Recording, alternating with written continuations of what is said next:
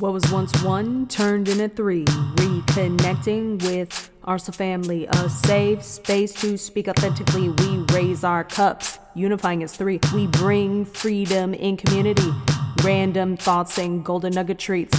Welcome, Three of Cups community. Let's go ahead and raise the frequency.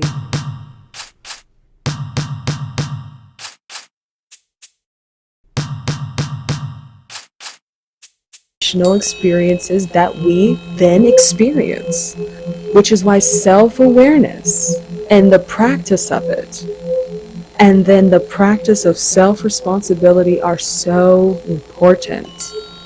They are so important because nobody else's opinions or judgments matter in that point, because that's just how responsible you become of yourself and how self-aware you've become of yourself, to where nothing else matters except what you need to figure out about yourself to understand why you're reacting the way you're reacting or feeling when you get upset, and to actually be honest with yourself about it instead of rationalizing it, regardless how amazing you've been for someone, regardless how helpful you've been towards someone, or giving, or therapeutic, and regardless how amazing that partner is. I guarantee you, regardless how amazing your partner may be, or maybe they really are doing some things that are just unwarranted, if you guys don't have a foundation created yet to actually have a clear-cut form of communication, you're gonna constantly and consistently keep running into the same behavior of reaction and begin normalizing it, where one person will be gossiping about one perspective of the connection, while the other person will be gossiping, avoiding, or isolating themselves on the other side of the connection.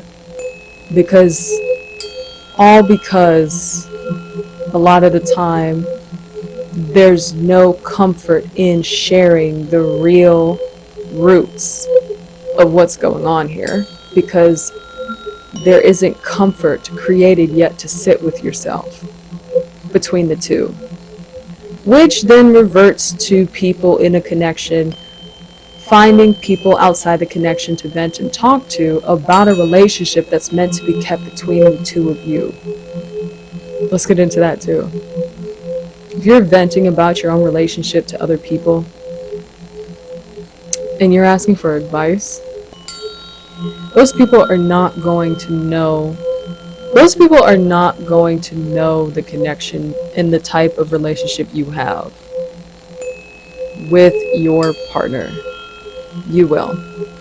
If you're asking for advice in general about a relationship, the meaning that you're supposed to be approaching this with is actually a meaning of learning more about yourself, not through venting about what pissed you off, but learning more about yourself and where you need to hold yourself accountable for how you're showing up in the connection, regardless how good or amazing or righteous you believe you are being or positioning yourself to be. Because if you approach things this way, you're entitled and egotistical, and you're approaching things from a wounded ego, because you're looking to be acknowledged and praised and seen more than you are actually trying to see yourself and where you actually should probably be reflecting on things for you, which is very common to do when you're in a state of being vulnerable, triggered, and insecure. And so you naturally will want to likely seek attention more than seeking accountability for the position you placed yourself in. And why can't he, enjoy hanging out with his friends while I'm there? I don't understand. What did I do? Like, I thought that we would do everything together. Why is he like leaving me to go hang out with other people and like telling me basically in his own way without telling me that he doesn't want me with him? Projected expectations, I see. Why was he lying about working? I feel betrayed. Oh my god, how can I trust him? What else is he keeping from me? Generating all of a sudden different ideas of how to have more conflict through reacting to discovering things that further trigger you is another form of you not sitting with yourself to understand what actions have you acted on that have caused a reaction from the person you're with that has caused them to make a decision to choose this direction with you. He's probably doing all the things he enjoys doing away from you that you nag or complain about him doing in front of you.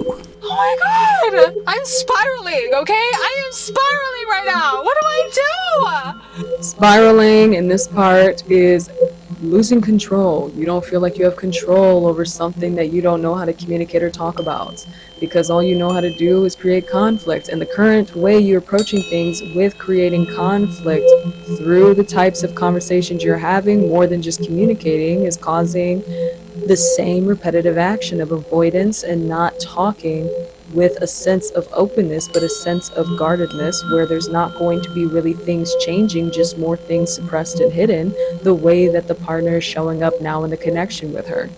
So her spiraling is her losing control over the fact that her approach isn't actually the right approach, but she's choosing to see it as more of a betrayal than an actual need for reevaluation of her own choice of actions within the connection.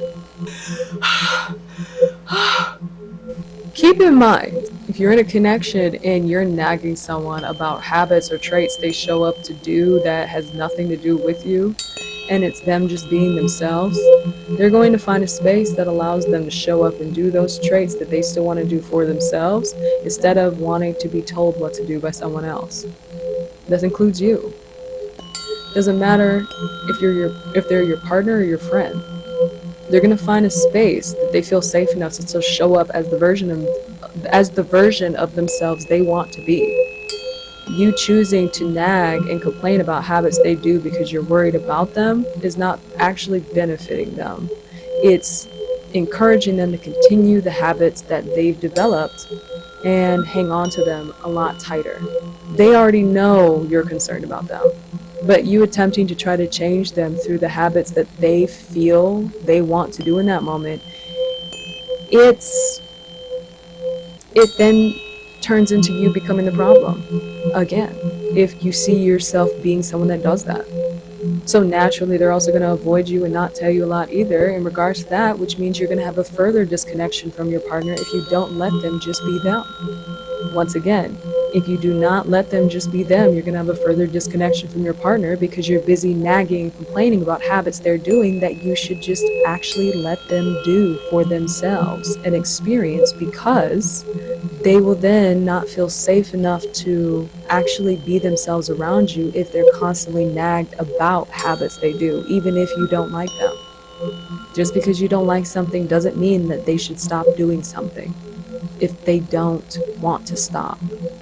Especially if it's a habit that isn't disrespecting you as a person and it's not actually affecting you as a person. And it's them just being themselves in the relationship that is independent of you. That man is not your child.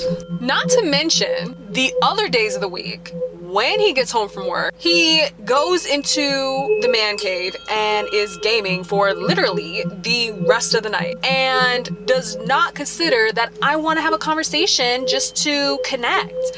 And I'm I'm sitting here like, okay, like, come on, we're sharing a space, so why are you avoiding me and you're going into your man cave and playing your games? Like, why can't we connect, you know? I mean, like, we can't connect while you're gaming.